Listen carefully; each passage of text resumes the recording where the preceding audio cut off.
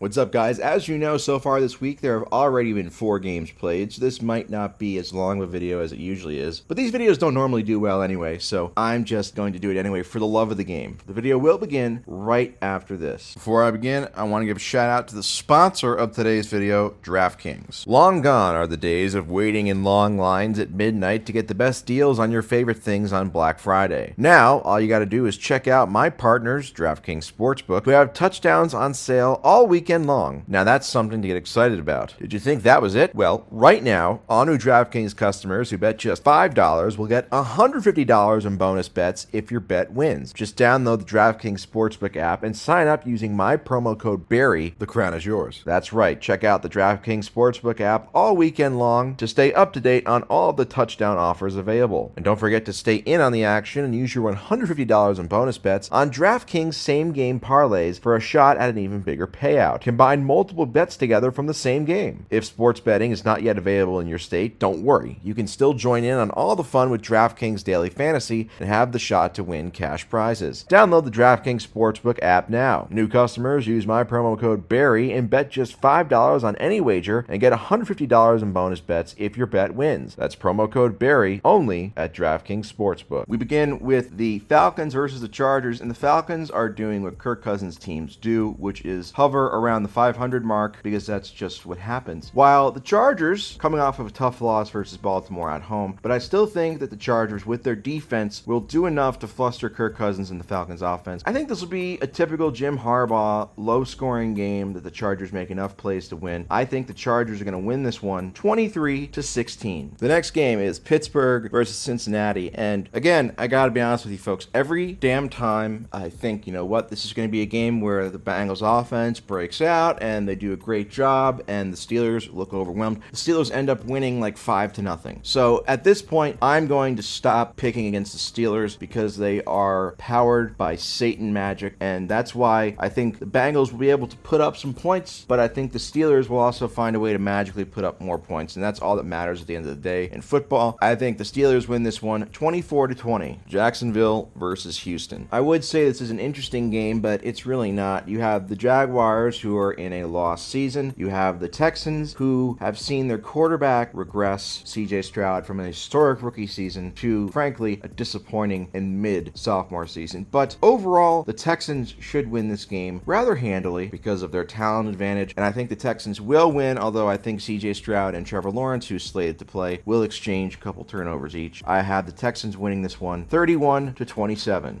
Minnesota versus Arizona. This is one of the more toss-up games of the week, although the Vikings have a 9-2 record, and I know this will make a lot of people angry, but I still don't think the Vikings are as good as their record. Now, they're obviously better than what I predicted for them going into the season when I said they'd be 2-15. That was a big mistake by my part, but I just keep thinking a team run by Sam Darnold is not a team to be taken seriously, and I still believe that. However, there's also Kyler Murray and his history of declining as the season progresses. We saw this last week against the Seahawks, only put up 6 points. I'm going to put my faith in the Vikings in this game, which hasn't worked out for me a lot so far this year, but I think the Vikings will win 35-21. Indianapolis versus New England. 15 years ago, this was the filet mignon of the NFL when you had Peyton Manning and Tim Brody at quarterback for their respective teams. Nowadays, it's just another average game between two shitty teams. You got a rookie in Drake May and essentially a glorified rookie in Anthony Richardson going up against each other. There should be plenty of mistakes here, but I think that Gerard Mayo is going to be a one-and-done coach. He's terrible, and also, I believe that, if possible, Patriots will go and try and get Kyle Shanahan from the Niners if the Niners stupidly fired Shanahan, but that's neither here nor there. As for this game, I say the Colts will win this one, although it will be a sloppy game all around. I have the Colts winning 24-13. The Jets versus the Seahawks. It's been a lost, massively disappointing season for the Jets, and former vice presidential candidate, possibly Aaron Rodgers. On paper, you look at the Jets' names, and they got a bunch of big names, and they should win this game because the Seahawks are not a great team, but I've put my faith in the Jets one too many times this year. They're out of the playoffs. Rodgers is probably going to be deactivated soon, and who knows if he'll be back for the Jets next year. I think this is going to be a Seahawks win. I got the Seahawks winning this one 28-14.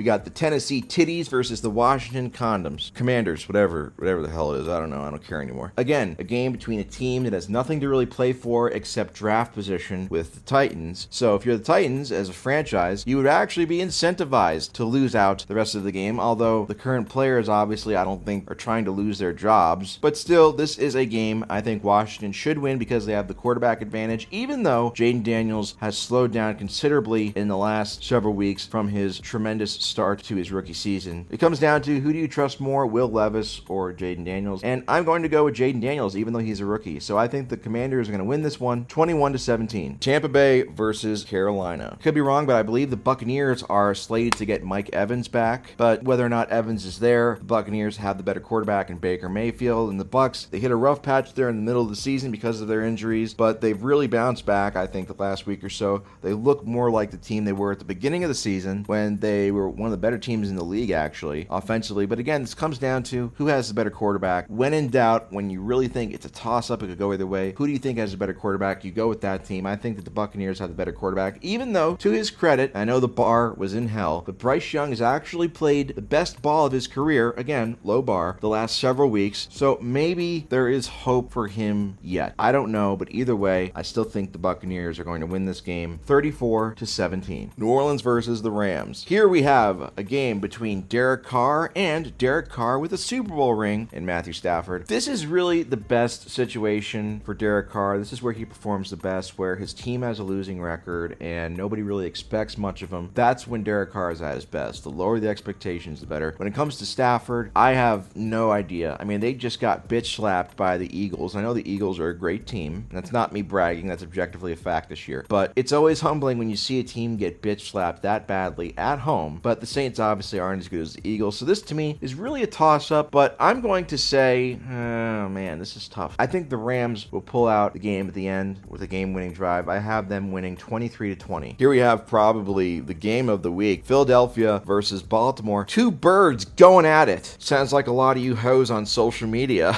Get it? Because the term bird is a word for... Anyway, I'm hip, I'm cool. Anyway, so of course I'm going to pick my Eagles. I never pick against the Eagles because I'm a true fan, but I'm also realistic. The Eagles right now, they've won 7 games in a row. Saquon Barkley, they're not going to give him MVP because they never give running backs MVP anymore, but I do think at this rate Saquon Barkley will win Offensive Player of the Year. However, if there is one other team in the league that can look at the Eagles at eye level in terms of running the ball, it's the Ravens with Lamar and Derrick Henry. The Ravens coming off of a big win on Monday night versus the Chargers. I think this will be close. I think this will be a big test. I think that the Eagles, though, end up squeaking it out 38-21 at the very, very end. Buffalo versus San Francisco. When you looked at this game on the preseason schedule, it looked like this was going to be one of the biggest games of the year, but unfortunately, injuries have really taken it down a notch, especially from the 49ers perspective. This was also, and I don't know why I want to say this, but I also found it cool that the 49ers made the Super Bowl in 1988 and 1989, and then the Buffalo Bills went 4 years in a row, as we all know, but in those 4 years, the 49ers didn't make the Super Bowl one time, despite these two teams having the best regular season record in the NFL by far in those times. And then once the Bills stopped in 93, the 49ers went back in 94. So from 88 to 94, these two teams in different conferences had the best win-loss percentage in the league. They both made the Super Bowl, one of them in both games, yet they never matched up face-to-face in the Super Bowl. I'm not saying that's going to happen this year because I don't think it will. I don't think the 49ers might even make the playoffs. But anyway, this is a game that the Buffalo Bills should win. Haley Steinfeld's boy toy, Josh Allen, is better than whatever fucking quarterback they're trotting out for the 49ers now. Brandon Allen. Oh, it is cool. Brandon Allen and Josh Allen both have the last name Allen, and they both wear the number 17. Isn't that just fucking amazing? I mean, my God, that cured my depression when I found out that fact. Either way, I think the Bills win this one rather handily. A lot like the Packers last week. I have the Bills winning 31-10. And finally, for some reason, the last game of the week is the Cleveland Browns versus the Broncos. I guess one of the bigger surprises this year has been the emergence of Bo Nix, who was seen to have somewhat of a low ceiling because he played about 100 games in college. And after a terrible start his first few weeks, he's really picked it up and played really good football. As we all know with the Browns, Groper Cleveland is long gone, so they replaced him with Groper Cleveland Jr. in Jameis Winston, and Winston has made the Browns more formidable, although they still are a flawed team, hence their record. This is a game the Broncos should win, and I think they will win. I got the Broncos winning this one 27-21.